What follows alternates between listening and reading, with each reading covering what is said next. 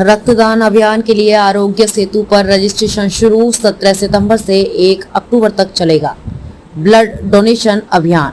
रक्तदान अमृत महोत्सव के तहत आरोग्य सेतु पोर्टल पर स्वैच्छिक रक्तदान के लिए पंजीकरण शुरू हो गए हैं, जिसमें लोगों ने रक्तदान करने और मानवता के लिए प्रधानमंत्री के मिशन का हिस्सा बनने का आह्वान किया है। देश भर में 17 सितंबर को 1 लाख यूनिट रक्त आरोग्य सेतु पोर्टल पर रक्तदान अमृत महोत्सव के लिए पंजीकरण शुरू हो गए हैं। केंद्रीय स्वास्थ्य मंत्रालय द्वारा सभी राज्यों और केंद्र शासित प्रदेशों को एक पत्र भेजा गया है, जिसमें कहा गया है कि यह अभियान राष्ट्रीय स्वैच्छिक रक्तदान दिवस यानी 1 अक्टूबर तक जारी रहेगा। 17 सितंबर को प्रधानमंत्री नरेंद्र मोदी का जन्मदिन है। एक आधिकारिक सूत्र ने कहा, रक्तदान अमृत महोत्सव के तहत आरोग्य सेतु पोर्टल पर स्वैच्छिक रक्तदान के लिए पंजीकरण शुरू हो गए हैं, जिसमें लोगों से रक्तदान करने और मानवता के लिए प्रधानमंत्री के मिशन का हिस्सा बनने का आह्वान किया गया है।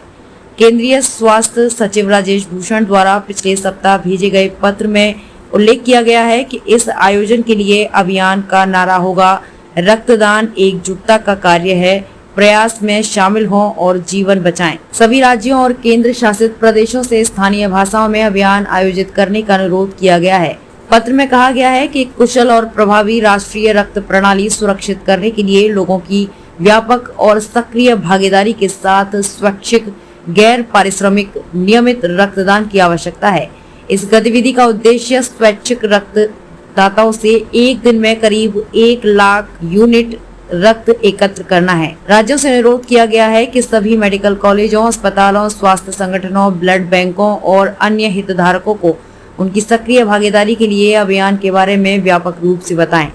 एक सूत्र ने बताया कि स्वास्थ्य मंत्रालय द्वारा 17 सितंबर को चिन्हित रक्त बैंकों और रक्तदान शिविरों में रक्तदान की सुविधा के लिए आरोग्य सेतु ऐप, ई रक्त कोष पोर्टल पर लोगों के वादों को दर्ज करने के लिए बड़े पैमाने पर मीडिया अभियान शुरू किया गया है।